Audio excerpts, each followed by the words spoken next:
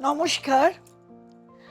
যদি আপনার জন্ম কুষ্ঠিতে রবি পীড়িত থাকে, রবি রাহু দ্বারা গ্রহণ দোষ হয়ে থাকে, বা রবি শুক্র দ্বারা দারিদ্র যোগ করে থাকে, বা রবি দুস্থানে থাকে, বা আপনার যদি গ্রহণের সময় জন্ম হয়ে থাকে, তাহলে অবশ্যই করুন এই টোটকা। তামার বোতলে, এখন তামার বোতল, তার মধ্যে জল দিয়ে রেখে দিয়ে সেই জল পান করুন। আর প্রত্যেক রবিবার তিক্ত আহার দিয়ে খাদ্য শুরু করুন। মানে ভাত যখন খাবেন সবার আগে হয় নিম বেগুন, নয় উচ্ছে। প্রতি রবিবার অবশ্যই খাবেন। দেখবেন আপনার রবির যে নেগেটিভ ইফেক্ট দূর হবে। তাহলে তামার পাত্রে জল খাবেন প্রত্যেক রবিবার।